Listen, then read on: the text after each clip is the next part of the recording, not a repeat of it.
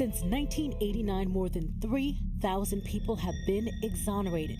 That adds up to more than 28,000 years lost. Helping those wrongfully convicted reclaim their lives, the Innocence Project.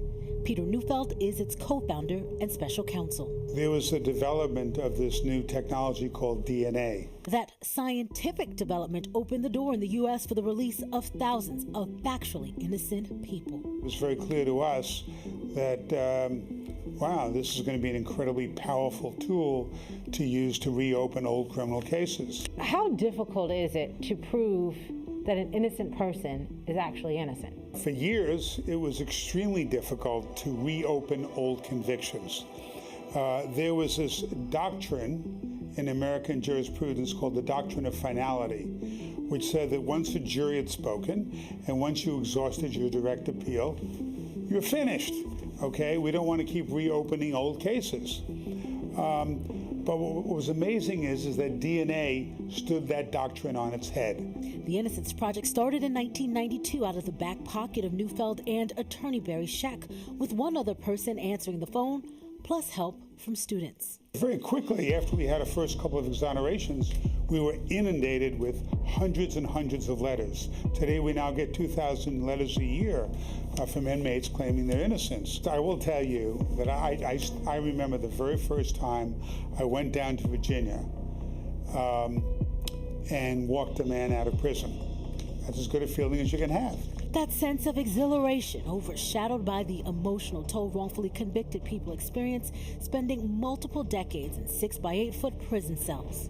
Not everybody who is wrongly convicted and sitting in prison has the sense of self to live for 20 years. Neufeld says innocent people are convicted for several reasons. Among them, an eyewitness was mistaken, a jailhouse informant lied, the misapplication of forensic evidence, and police and prosecutorial misconduct.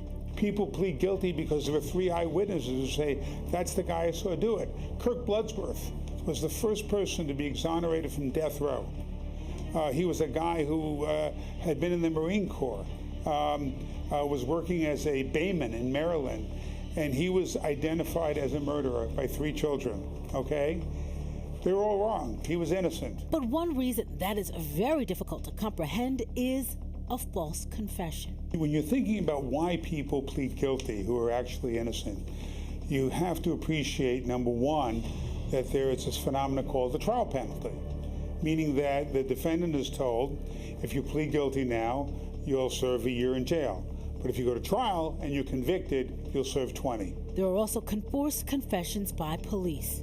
Those techniques are now under scrutiny in New York State, with the Innocence Project working to reform the law. Now, the first reform we got was to mandate the recording of the custodial interrogation. That's a good reform.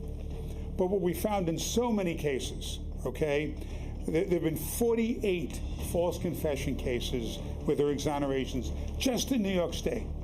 And in all those cases, the police used deception, some kind of lying, like in the Central Park 5 case, exonerated 5. They lied to each kid and told them, oh, your buddy said that you actually did it, you raped the woman. We want to eliminate that kind of tactic. We win against the prosecutors, we win in the courts, and so the most powerful feeling is that feeling of success and exhilaration of walking an innocent person into daylight. Ayana Harry, Pix 11 News.